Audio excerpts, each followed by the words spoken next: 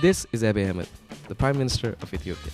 In 2019, he won the Nobel Peace Prize. And in his acceptance speech, he said, "War is the epitome of failure for every country." Ironically, months after delivering the speech, Abiy Ahmed launched war on Tigray, one of its own states.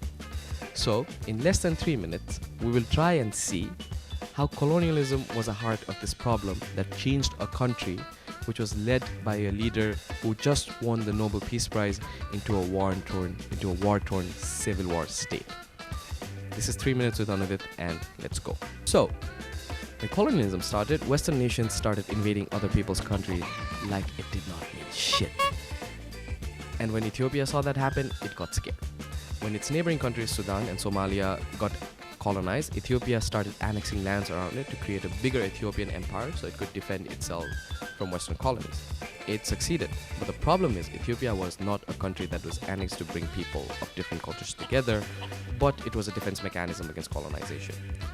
As such, Ethiopia is a country with vast amount of cultures. Till today, there are more than 80 languages spoken in the country. The problem peaks up when we fast forward to World War II.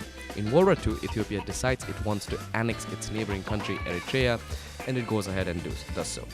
The problem is Eritrea is not happy and they want freedom. They get the chance of freedom when Colonel Mengistu, a communist dictator, becomes in charge of Ethiopia.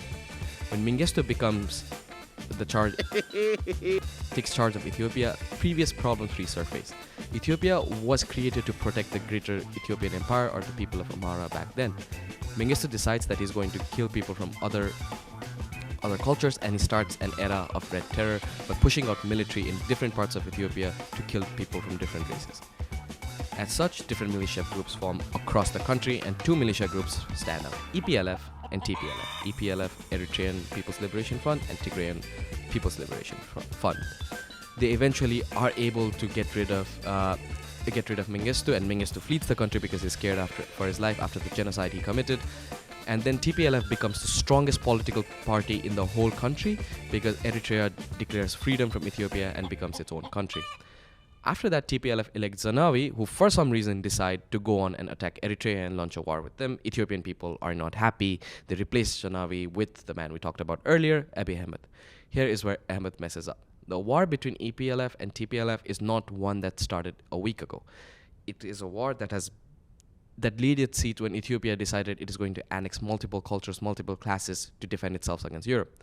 Ahmed buys into the Western narrative of peace, which is fixing relations with other country with Western narrative of peace that doesn't care about how deeply divided the issues and class and cultures in one's country can be, and he amends his relations with Eritrea. TPLF is not happy. They conduct their own elections. They want to be their own state, and they basically do not recognize Abiy Ahmed's rule, and eventually they start functioning independently. Ahmed is pissed by it, so he goes on and he cuts their funding, he cuts budget in Tigray, and he does all sorts of things. TPLF still strong, do not obey his rule and do not declare him as a leader, and then Ahmed does and puts forward the final card. He launches security forces to Tigray, and then he calls backup from Eritrea to attack on Tigray, creating a chaotic civil war. Thank you for tuning in, and that is 3 minutes with Anudit.